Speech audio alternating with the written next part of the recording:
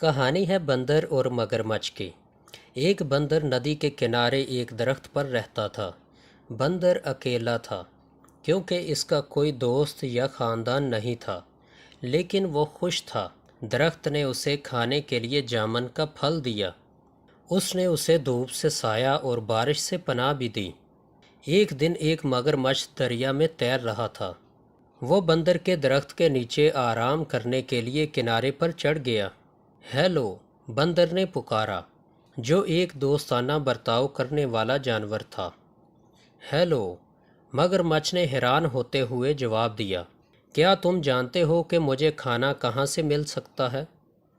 اس نے پوچھا، میں نے سارا دن کچھ نہیں کھایا اور میں بھوکا ہوں۔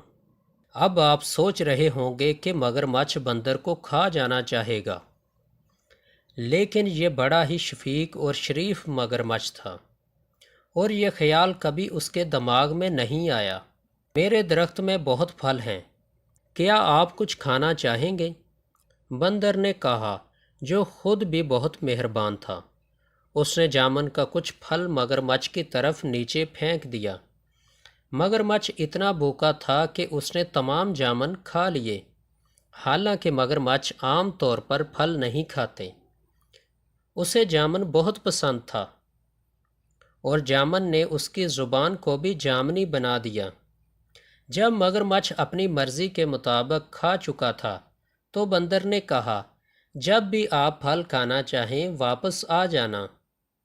مگرمچھ ہر روز بندر کے پاس آتا تھا۔ دونوں جانور اچھے دوست بن گئے۔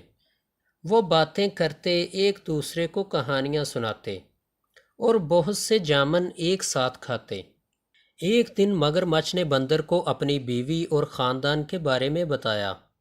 بندر نے کہا، آج واپس جاتے ہوئے اپنی بیوی کے لیے بھی کچھ پھل لے جانا۔ مگرمچھ کی بیوی کو جامن بہت پسند آئے۔ اس نے پہلے کبھی اتنی میٹھی چیز نہیں کھائی تھی، لیکن وہ اپنے شوہر کی طرح مہربان اور نرم مزاج نہیں تھی۔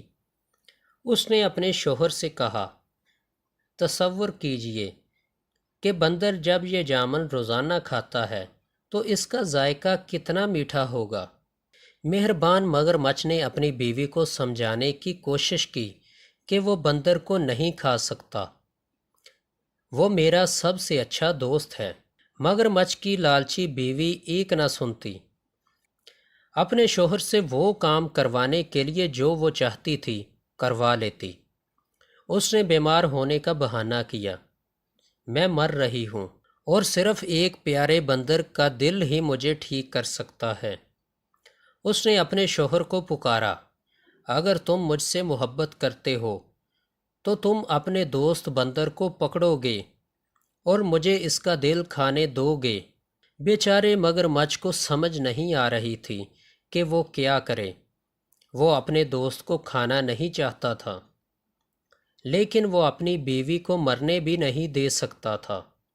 آخر کار اس نے فیصلہ کیا کہ اسے کیا کرنا ہے، اور اگلی بار جب وہ بندر کے پاس گیا تو اس نے اس سے کہا کہ وہ اس کی بیوی سے ملنے آئے، کیونکہ وہ جامن کے خوبصورت پھل کے لیے ذاتی طور پر اس کا شکریہ ادا کرنا چاہتی ہے۔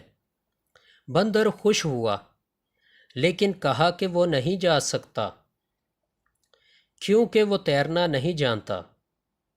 اس کی فکر نہ کرو، مگرمچھ نے کہا، میں تمہیں اپنی پیٹھ پر لے کر جاؤں گا۔